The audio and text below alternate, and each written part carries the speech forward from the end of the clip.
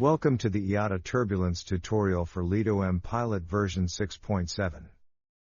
With this Lido mPilot release, the IATA Turbulence Aware layer tile will be available in the new Weather Type section, Reports, on the Weather Layers menu when subscribed to by your company. Selecting or deselecting the toggle switch allows you to manage the display of polygons, within a corridor width of 600 nautical miles, centered on the loaded route on the en route map, and within a 30 nautical miles, wide corridor centered on the loaded route, on the vertical profile window. The data for IATA turbulence is displayed as white or different shades of purple circular polygons within the corridor on the en route map.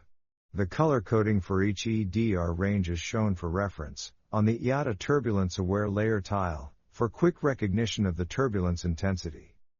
Furthermore, you can find the range of selected flight levels in which the polygons are displayed, and the date and time the data was last updated.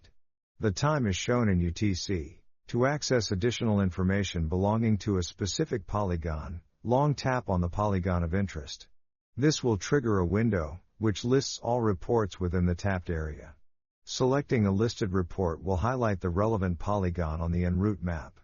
Note, if the vertical profile window is displayed, the polygon will be highlighted as well on the vertical profile window.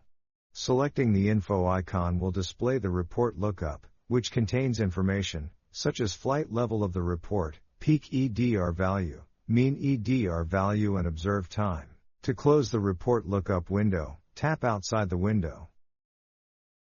Note, you can also display the report lookup window for a selected polygon from the vertical profile window. The steps to do so are identical to what you have learned earlier. Similar to the filtering process for weather polygons belonging to the weather type, observations and advisories, the polygons for IATA turbulence can be filtered in the same way by using the flight level selector to select the required range of flight levels. Additionally, you can use the time slider to analyze how turbulence reports change over time. This concludes the tutorial. We wish you successful operations with this new functionality in Lido mPilot.